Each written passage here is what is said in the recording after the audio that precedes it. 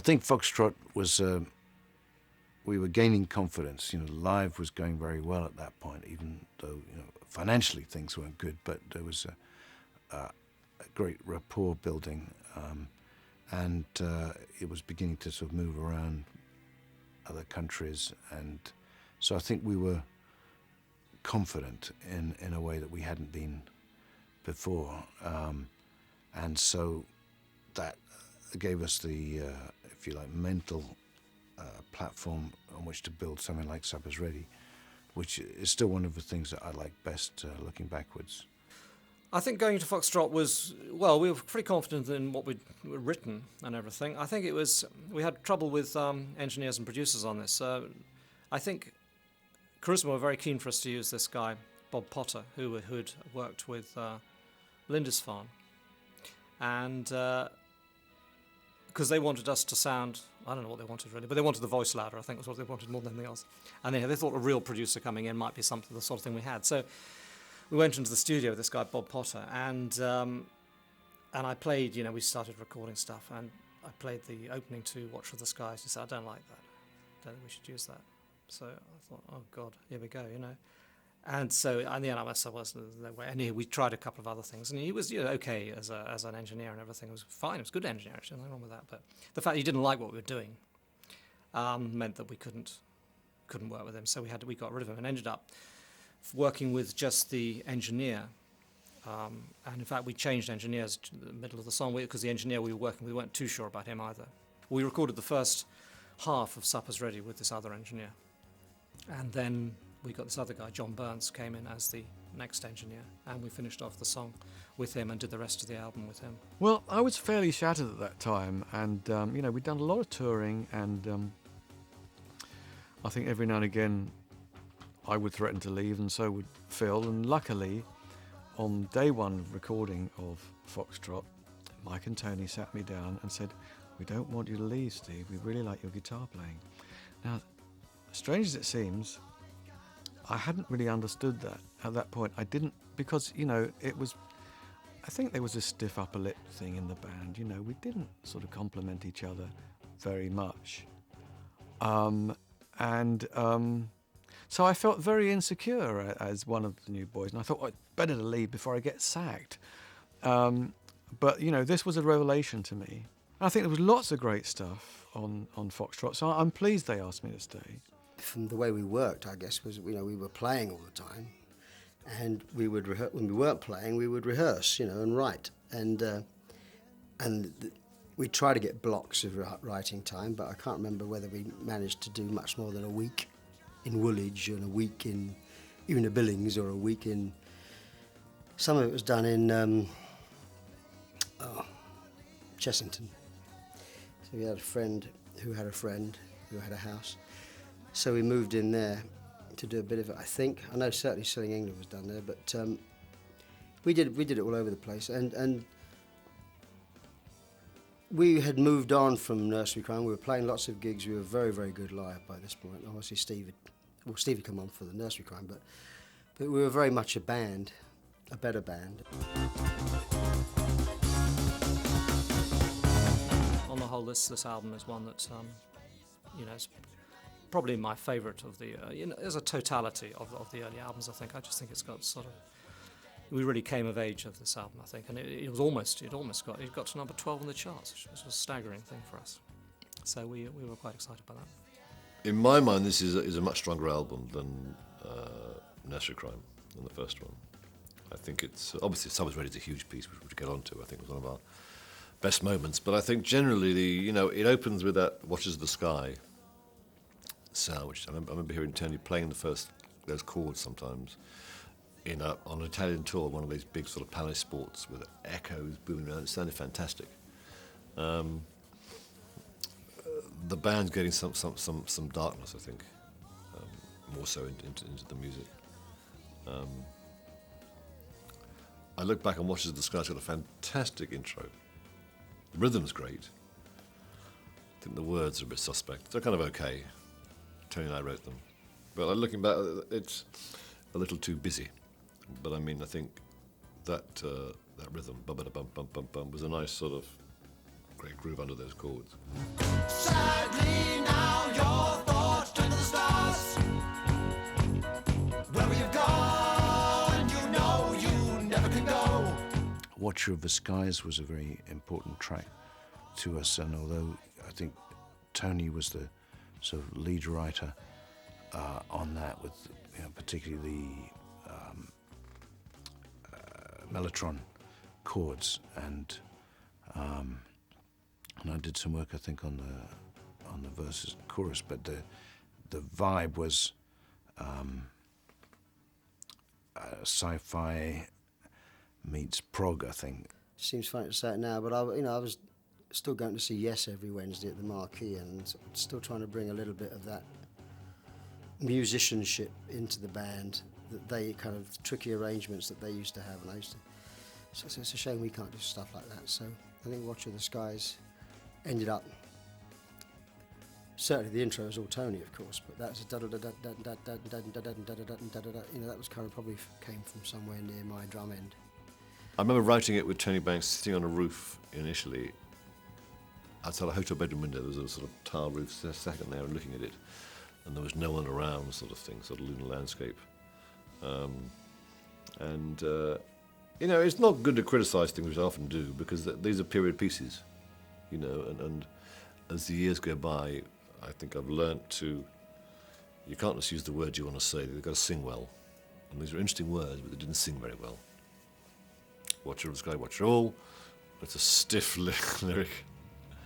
But a good musical song, yeah. Walking across the sitting room, I turn the television off. We always started each album, I did, with a degree of trepidation and excitement. A bit like, well, this is the new one, let's see what we got here, but I don't know, a bit like, will it be good, will it work, But I think albums in my mind seem to alternate. Nursery Rhyme I think was a bit hard to write for me. Foxtrot was easy. I think we were writing better together as a group. I mean, a lot of the stuff, individual, stuff was still there. You come into the group. I mean, I tend to remember on this album, you come in with ideas, a riff or something. And like I mentioned at the beginning of Supper's Ready, but also that applies to, what became the end section of Supper's Ready was another thing I'd written. In fact, the thing I'd written on guitar at university, as it turned out, the as sure as eggs is eggs thing. And so you had these sort of quite specific bits, like Willow Farm was Peter's and things, and we had these quite big just chunks that were all written by people. We kind of put them all in the same song, and then it was the kind of filling out stuff that almost ended up being the strongest stuff, though, like the Apocalypse part, which was something that really was Mike, Phil and I just wrote that, improvising, working out a big keyboard solo together, and the sort of way of playing it. So yes, I think we were writing well as a group together. And then the individual bits that came in, we just developed them more. I was very free with them. Sometimes, in the early days, perhaps, with the song Timetable, for example, I came in with a complete piece and just said, right, this is it, and we did it. Whereas something like Get 'Em Up by Friday, I just had this riff, this dang, dang, dang, dang thing, and played it to them, and then we sort of developed it as a group. And that was sort of, in a sense, was more interesting, I think, and that's why, So I think it both ways work, but I think they're slightly more interesting when the group can all feel they're involved in the composition. It tends to produce a better result.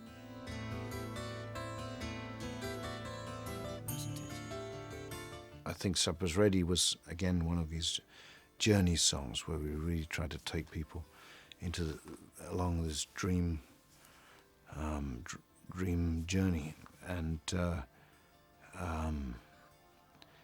when it worked and we got to the sort of New Jerusalem stuff at the end, you could really feel people. You were touching people in quite a deep way, and it was. There was a guy who'd been Edith Piaf's promoter in Paris. I remember when he heard Supper's Ready for the first time, he invited us to perform it at his church in Normandy, and this was a guy who didn't normally relate to rock music. It was more the sort of Piaf era and tradition. And there were things like that were sort of growing in the music, that sometimes you get a feeling and get an area that you could harvest in different ways, and and I think capture people's imagination.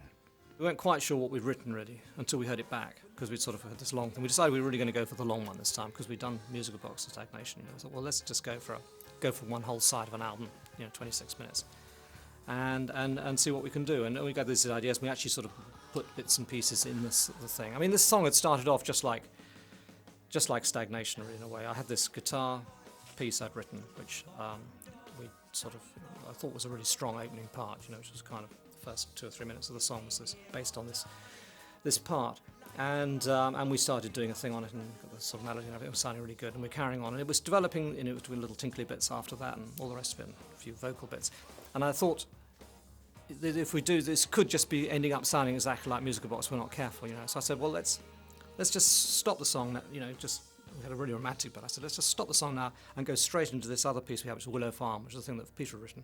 So let's just go in there. You've got this really pretty bit and this really ugly chord sequence suddenly coming in after that. Should sound great. And so we did that. And then that suddenly took the whole song to another dimension. Suddenly the drums were in, everything was going. And the second half of the song becomes very electric. And, and I think produced what was our best piece of composition during the period with Peter, which was the latter part of Supper's Ready, particularly from the Apocalypse in 9/8 onwards. It was just, and it was a coincidence to some extent what happened there again. It was another of those places where I had this a keyboard solo, and it ended on these big chords, and I thought, yeah, just big chords, And I had this idea of just sort of vocal harmonies going, and then again Peter started singing on top of it, and I thought, oh shit, here he goes again, and I heard it back. It really didn't take me very long this time. I thought that sounds fantastic. And it was the real peak, You sort of had this long build-up with this keyboard solo, which sort of like starts very sweet and then gets slightly more sinister, and then suddenly this big chord comes in, and then 666 comes in like that. Incredibly strong moment, I think. And I think for the early fans, it was the big moment. And on stage, it was tremendous. It was a really, really strong moment, I think. And Supper's Ready was... it needed all the extra stuff at the front. It's like foreplay. You had to have all that stuff at the front to get to that one moment, I think, and then from then on it kind of really delivers. So it was. I was very proud of that. When we first heard it back, having written it and recorded it, we hadn't heard it all back. We actually stuck it together. And Mike and I going to another studio because we ran out of studio time, and actually sticking these two parts together, which incidentally actually was slightly out of tune, so we had to do this sort of funny little slowed down the track in order to make it work, which we were able to rectify this on the remixes, obviously. And just hearing it back all as one thing, I thought, this is fantastic. This is so much the best thing we've ever done. I'm really excited by this. So that was a very strong moment.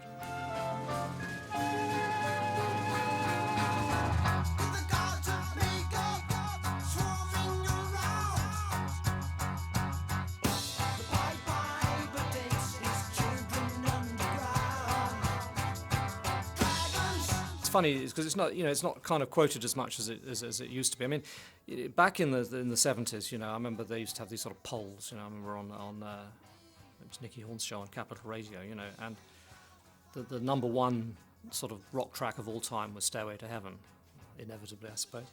But number two is Supper's Ready. Well, that wouldn't happen now. And one of the reasons for that, I think, is because Supper's Ready never gets played because it's too long. No radio station is going to play a song that's 26 minutes long, is it really?